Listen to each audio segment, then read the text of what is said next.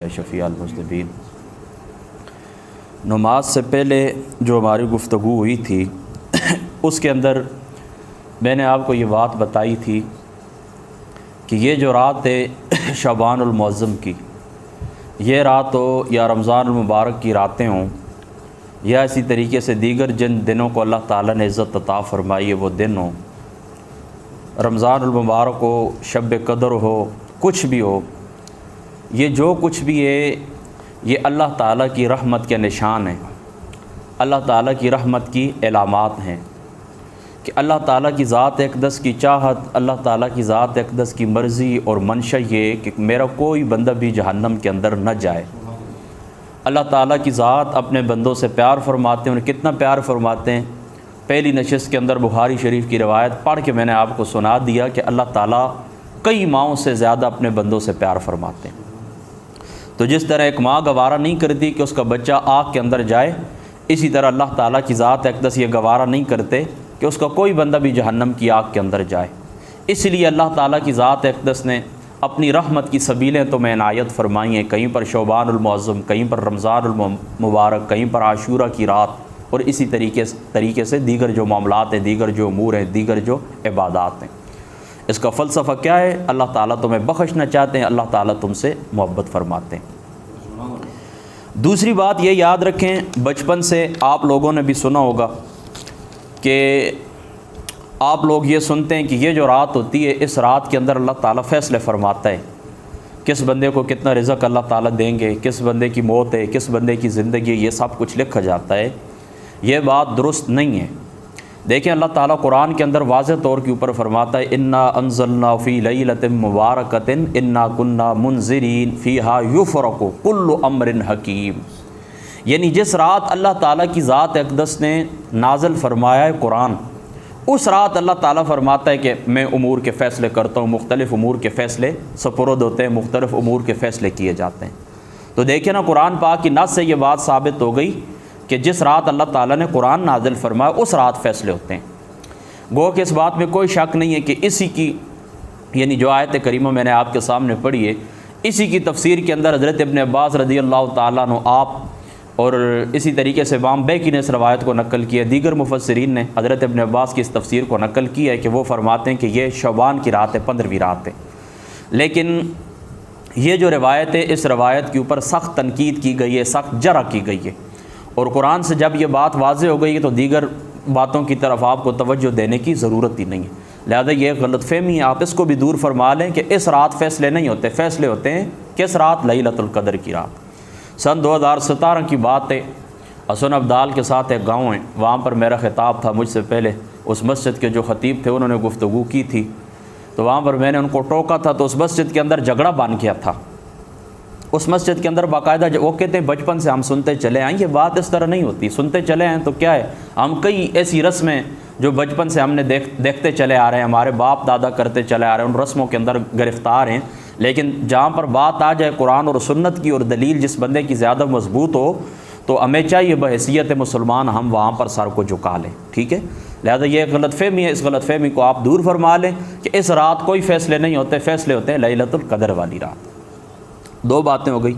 تیسری بات یہ یاد رکھیں کہ یہ جتنی روایتیں میں نے آپ کو پہلی نشست کے اندر سنائی ہیں یا ابھی سناؤں گا، یہ روایت ٹوٹل نقل کرنے والے کون ہیں؟ حضرت غوث پاک رضی اللہ تعالیٰ عنہ، آپ کی غنیت الطالبین، یہ اس کے صفحات میرے سامنے پڑے ہوئے ہیں، اور حضرت غوث پاک رضی اللہ تعالیٰ عنہ آپ کی یہ جو غنیت الطالبین ہے اس کے اندر اختلاف ہے کہ یہ آپ کی کتاب ہے یا نہیں، لیکن اس کے اندر تحقیقی قول یہ ہے کہ یہ کتاب حضرت غوث پاک رضی اللہ تعالیٰ عنہ آپ کی ہے، لیکن اس کے اندر کچھ الحاقات ہیں، کچھ باتیں دشمنوں نے داخل کر دی ہیں، ٹھیک ہے۔ بس یہ ہمارا اس کے اندر نظریہ، کچھ باتیں ایڈ کر دی گئی ہیں، اصل جو کتاب ہے وہ حضرت غوث پاک رضی اللہ تعالیٰ عنہ آپ ہی کی کتاب ہے، غنیت الطالبین۔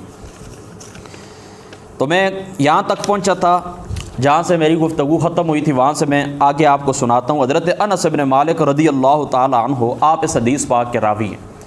حضرت انس بن مالک رضی اللہ تعالیٰ عنہ آپ فرماتے ہیں کہ اللہ تعالیٰ کے رسول پاک صلی اللہ تعالیٰ علیہ وآلہ وسلم آپ نے ارشاد فرمایا، رجب کی تمام مہینوں کے اوپر ایسی فضیلت ہے جیسے اللہ تعالیٰ کے کلام کی دوسرے تمام کلاموں پر فضیلت ہے۔ تمام مہینوں پر شعبان شریف کی فضیلت اس طرح ہے جس طرح میری فضیلت تمام انبیاء علیہ الصلاۃ والسلام کے اوپر ہے، اور تمام مہینوں کے اوپر رمضان شریف کی فضیلت اس طرح ہے کہ جس طرح اللہ تعالیٰ کی فضیلت دیگر مخلوقات کے اوپر ہے۔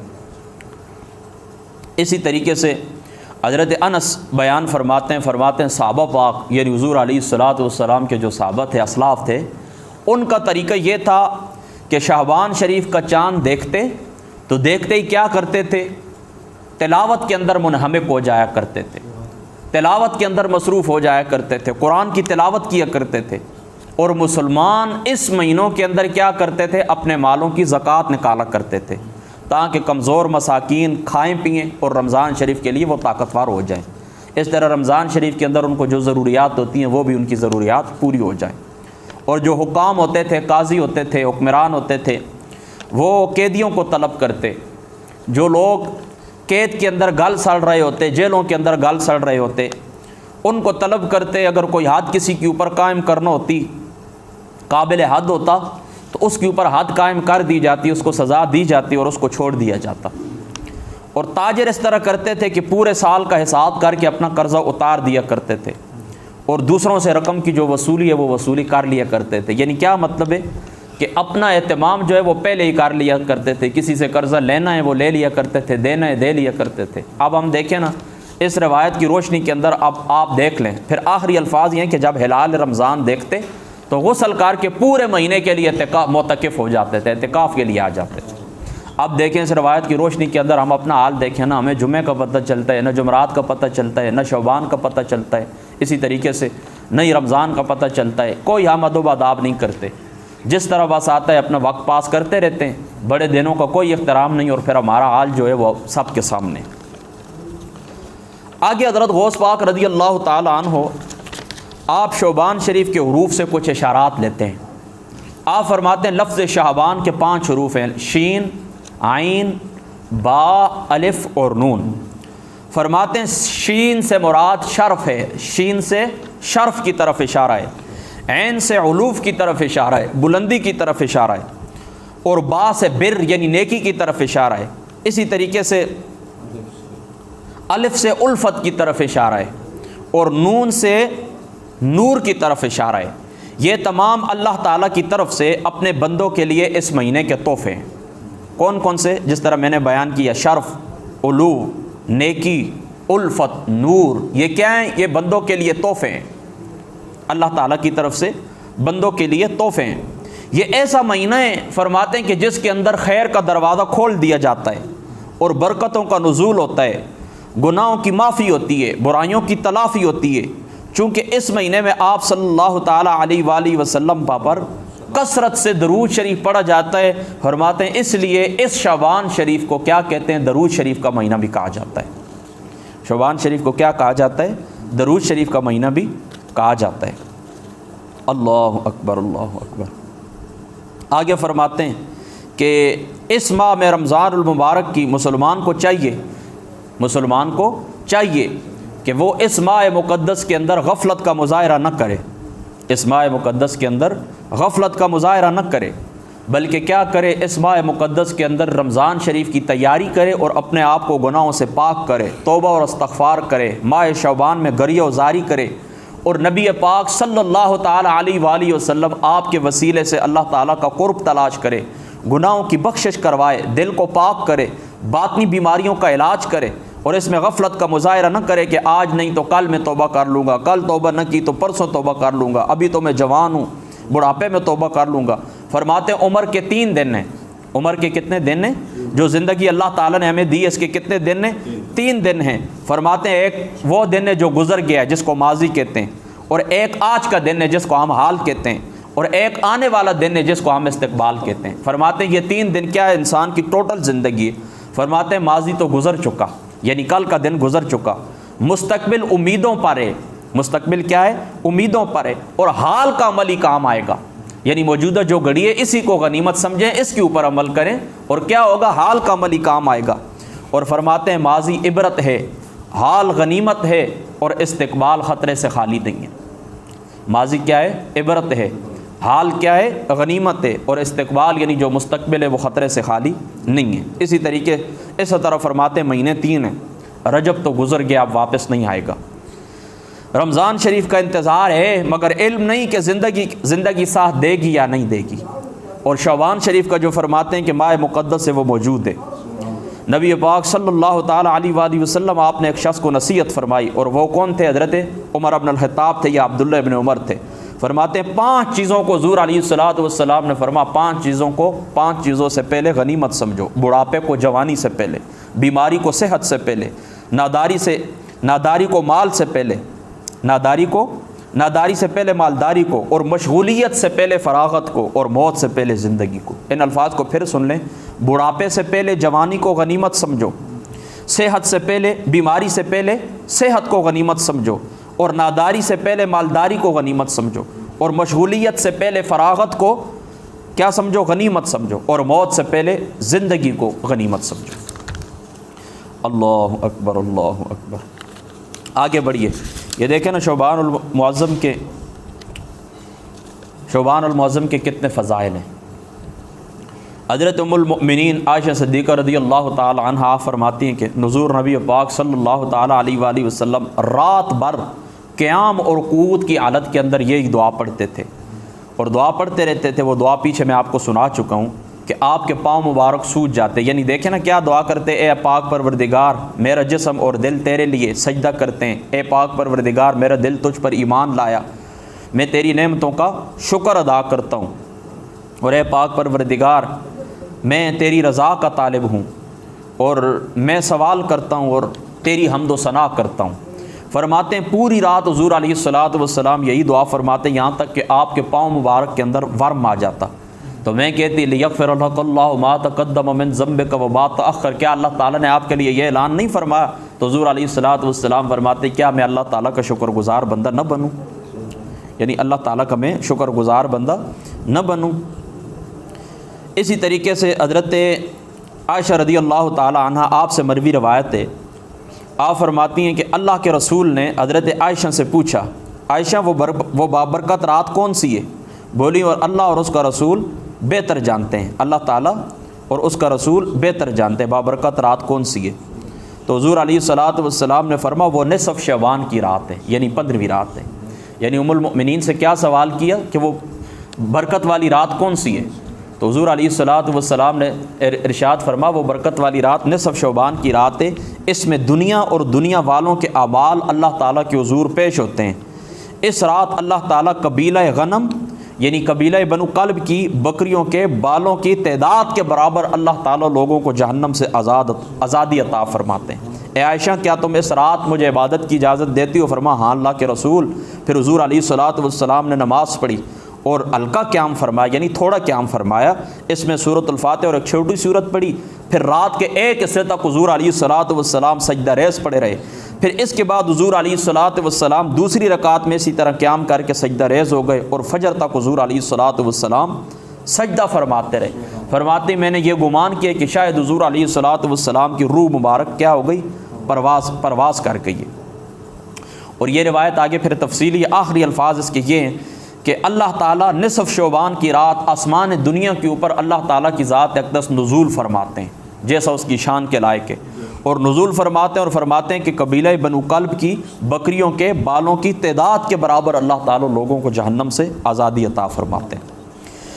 حضرت ابو نصر اپنے والد کی سند سے مالک ابن انس اور ہشام ابن عروہ اور حضرت عائشہ رضی اللہ تعالی عنہ آپ سے روایت فرماتی ہیں، آپ فرماتی ہیں کہ نبی پاک صلی اللہ تعالی علیہ وآلہ وسلم یعنی حضرت عائشہ فرماتی ہیں میں نبی پاک کا یہ میں نے فرمان سنا کہ اللہ تعالیٰ نے 4 راتوں میں خیر اور سعادت کے دروازے کھول دیے ہیں۔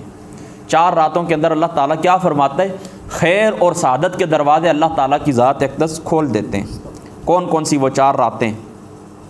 اور فرماتے ہیں یعنی 4 راتوں کے اندر اللہ تعالیٰ خیر کے دروازے کھول دیتے ہیں، اور پانی اور نیکیوں کو پانی کی طرح اللہ تعالیٰ بہاتے ہیں، جس طرح آپ پانی بہاتے ہیں اسی طرح اس رات کے اندر نیکیاں بہتی ہیں۔ 4 راتوں کے اندر کون سی؟ فرمایا ایک عید الاضحیٰ کی رات، بڑی عید قربان، دوسری فرمایا عید الفطر کی رات، اور فرمایا تیسری نصف شعبان کی رات، اور عرفہ کی رات جو حج والی رات ہوتی ہے 9 ذی الحج شریف کی۔ فرماتے ہیں کہ یہ 4 روایتیں یہ چار راتیں ہیں جن کے اندر اللہ تعالیٰ کی ذات اقدس بہت زیادہ انعام اور اکرام فرماتے ہیں۔ حضرت ابو ہریرہ رضی اللہ تعالیٰ عنہ آپ فرماتے ہیں رسول پاک صلی اللہ تعالیٰ علیہ وآلہ وسلم آپ نے ارشاد فرمایا نصف شعبان کی رات جبریل میرے پاس آئے، عرض کی اے نبی پاک صلی اللہ تعالیٰ علیہ وآلہ وسلم ذرا نظر اٹھا کر آسمان کی طرف دیکھیں۔ میں نے پوچھا کیا ہے؟ فرمایا یہ وہ رات ہے جس میں اللہ تعالیٰ 300 رحمت کے دروازے کھول دیتے ہیں۔ ٹھیک ہے، 15 شعبان کی رات حضور علیہ السلام کے پاس جبریل آئے، کہنے لگے آسمان کی طرف نگاہ اٹھا کر دیکھیں۔ فرمایا یہ وہ رات ہے جس رات کے اندر اللہ تعالیٰ کی ذات اقدس 300 رحمت کے دروازے کھول دیتے ہیں، تمام لوگوں کو بخش دیتے ہیں۔ تمام لوگوں کو کیا کرتے ہیں؟ اللہ تعالیٰ بخش دیتے ہیں۔ لیکن کچھ لوگوں کو اللہ تعالیٰ نہیں بخشتے۔ وہ کون کون سے ہیں؟ نمبر 1 مشرک، اس کی بخشش اس رات نہیں ہوتی۔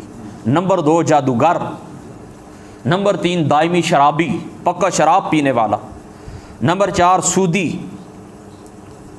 اور زانی، ان کو اللہ تعالیٰ نہیں بخشتے۔ کس وقت تک؟ جب تک یہ توبہ نہ کر لے، جب تک یہ توبہ نہ کر لے۔ چوتھائی رات گزر جانے کے بعد پھر جبریل آئے اور عرض کیے اللہ تعالیٰ کے رسول آسمان کی طرف نگاہ اٹھائیں، میں نے دیکھا جنت کے تمام دروازے کھلے ہوئے ہیں۔ پہلے دروازے کے اوپر فرشتہ اعلان کرتا ہے اس شخص کو بشارت ہو جو آج رات رکوع کے اندر مصروف ہے۔ دوسرے دروازے پر ایک فرشتہ اعلان کرتا ہے اسے خوشخبری ہو جو آج رات سجدے کے اندر مشغول ہے۔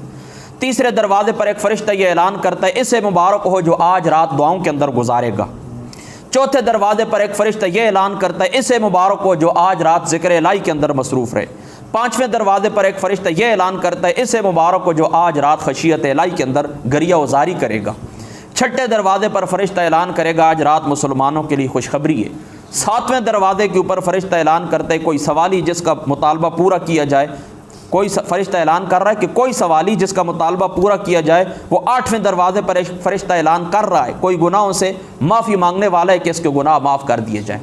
یعنی دیکھیں نا، ساتویں آسمان والا فرشتہ، ساتویں دروازے والا فرشتہ کیا کہتے ہیں؟ کہتے ہیں ہے کوئی سوالی جس کا سوال پورا کیا جائے۔ اور آٹھویں دروازے والا کیا کہتا ہے کوئی ایسا بندہ جو اللہ تعالیٰ کی ذات اقدس سے بخشش مانگے اور اللہ تعالیٰ کی ذات اقدس اس کی بخشش فرما دے۔ میں نے جبریل سے پوچھا یہ دروازے کب تک کھلے رہیں گے؟ جبریل علیہ الصلوۃ والسلام نے فرمایا اول رات سے آخر رات تک کھلے رہیں گے، یعنی پوری رات کھلے رہیں گے۔